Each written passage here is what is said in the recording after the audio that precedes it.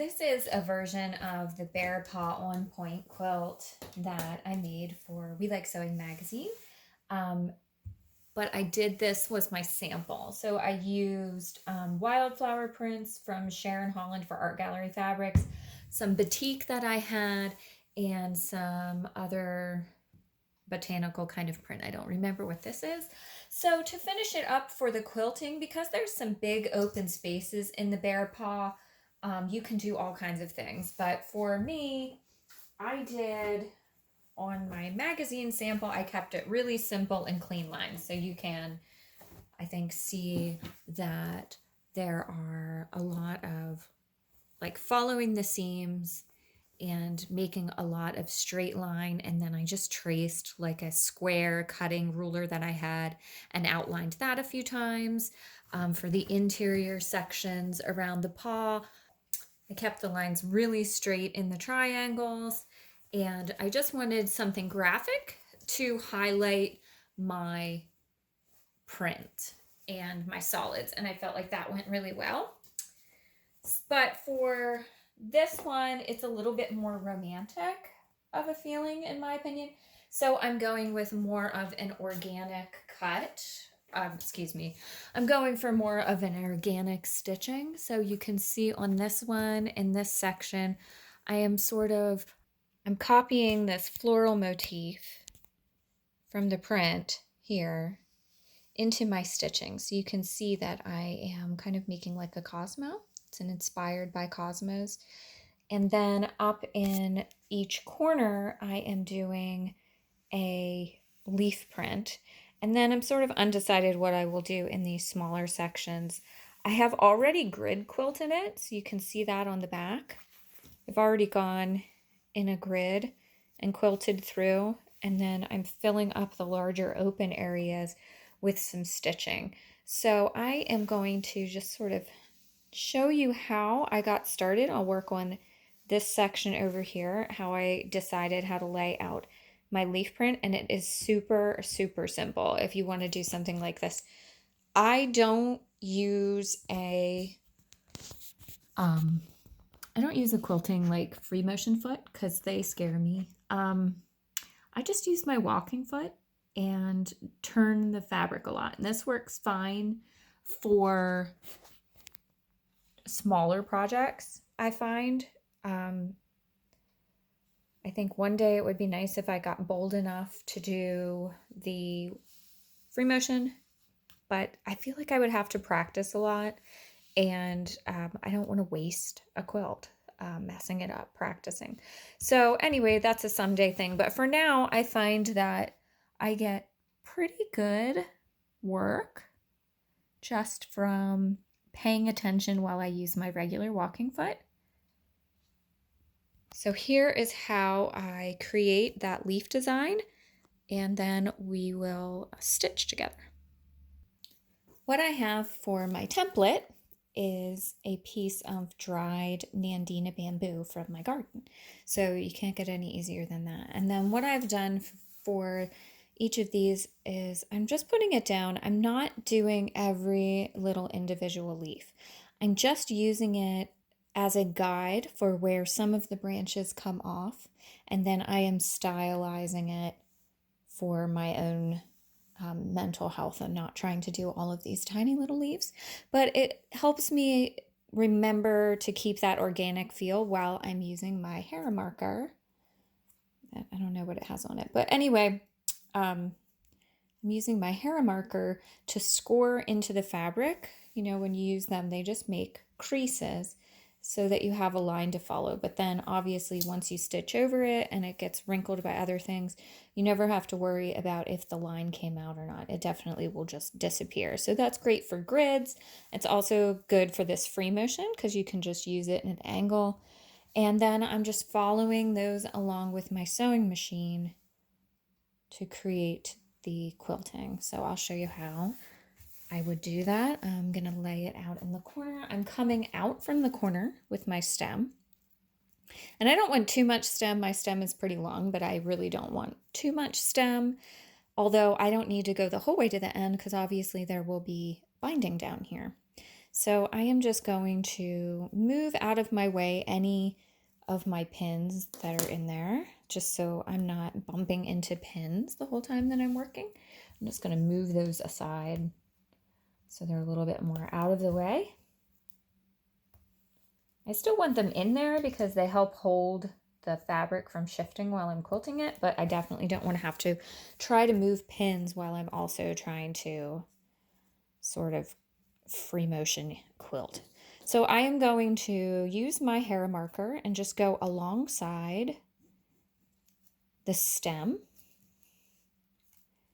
And then at the top of that stem is my first leaf. And I'm just going to draw with my hair marker a leaf. And it doesn't have to be, you know, world's most perfect thing. Okay? It's freestyle. So then I'm coming up. I'm just going to look at about where they land to give me an idea of spacing. And there's one right here. And I'm just going with the major leaf. And then I am coming down and I am creating its own stem. I'm just kind of shaping around that one leaf. I'm not trying to do all three. You could, and if you're wonderful at this, then you go ahead. But I am not. And I think it's plenty. I'm not Angela Waters. Or Walters. I don't need to do like the most fancy quilting. I just like being creative with it. So then I have a little bit of a reference from my other piece. I'm going to add in another layer of leaves here. And you sort of want them to look organic in their shape. But they can be freestyle. They don't all need to look the same. Like I said, we are taking a little freelance with it. And then these at the end are going to be longer, so I will have to move that out of the way again, which is annoying, but it's fine. And I'm going to come up and maybe bring this one a lot closer, which that's fun. And now I'm just looking at what space I have left to fill in.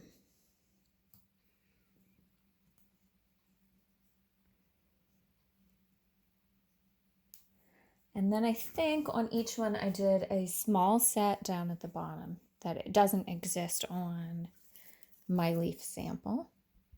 So I'm putting in like a little bit down here just to fill up that space as it gets close to the edge. So that again is like artistic license, right? And on this one, I feel like that is going to really get absorbed, but it's okay. And I'll just do a little one on this side. And now I'm just going to go back over this one that I can't see that well, just so I can see it a little better when I sit down at my sewing machine. But I hope you can see that. It's pretty light. I think you can see in the lights the shadowing from the creases. It's pretty light. If that doesn't work for you, you could use a marking pen. I just don't like to have to go back over things. You know, and make sure that they come out.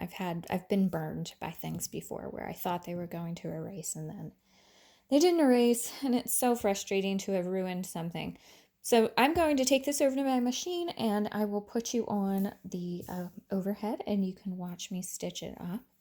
I will go slow for some and then I might speed through some of the rest of it just for convenience sake.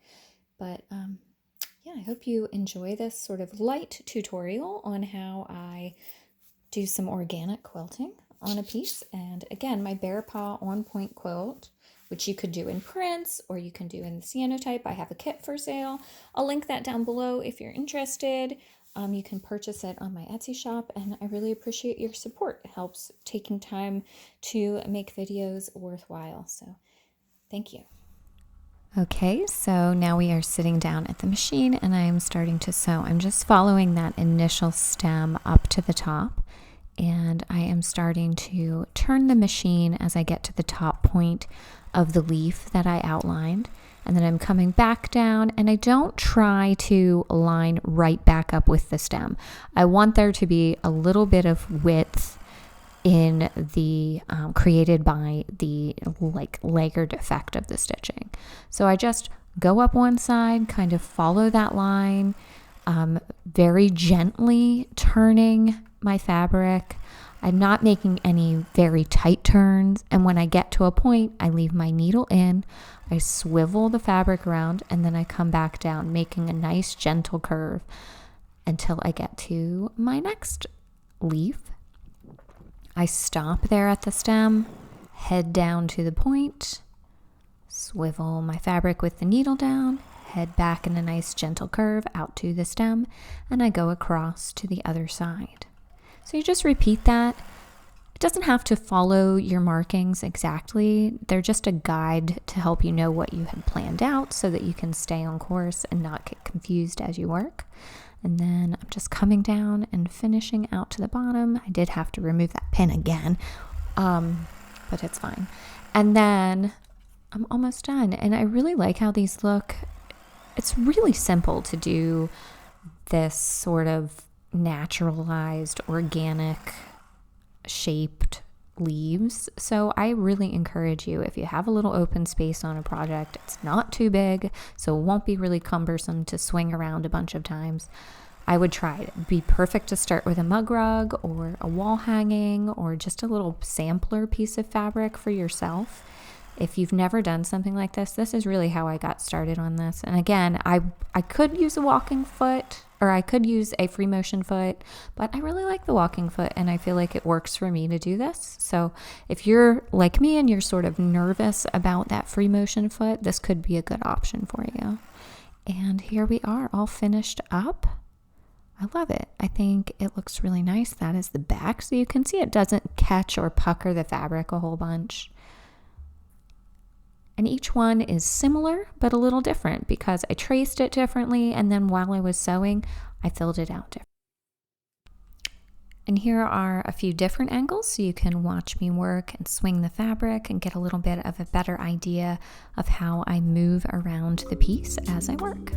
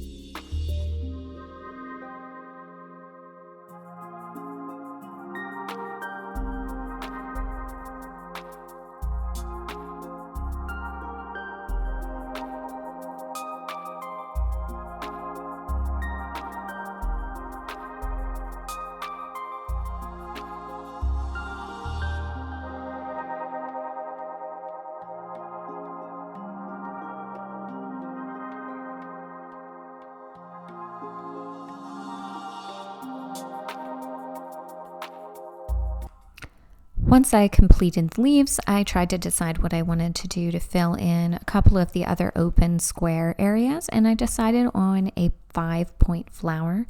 I just very lightly used the hair mark again to create some 5 petals. What I really tried to focus on is keeping them equal distant from my center point. So I tried to position my center point about in the middle of the circle. Again, it was an organic feeling and shape that I was going for, so I wasn't being super specific. I didn't take out a ruler or measure or any of that stuff.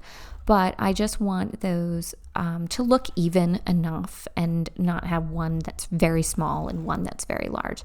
I wanted them to stay in the same plane, if that makes sense, or inside the same circle. And I just had used my little finishing knot stitch, and you can see how that one came out. And I moved on to the next one. I only did 3 of these in the 3 open squares just to fill up that space, and I'm really happy with that overall. I think this was a really fun project, and again, I just encourage you to try and explore, because really the only way that you get good at stuff is to practice. and say, oh, that one came out really nicely or it didn't, and then how would I do it better next time. And I try to remain in that phase even for myself, because I think that's how you best grow and expand your art and your technique.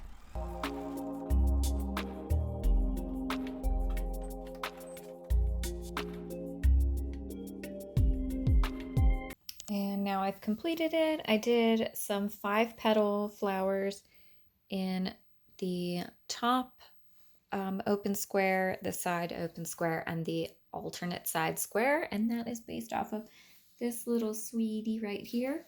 So you can see they were more free motion. I did do a very slight outline, but I just kind of went around and tried to keep them within about the same like circle, so that no petal was really much larger than the other one, but they're not perfect. But I like that organic look, and I think it goes with my large flower, as well as the feeling of the fabric itself, which is a lot of like the sketchy hand-drawn appearance.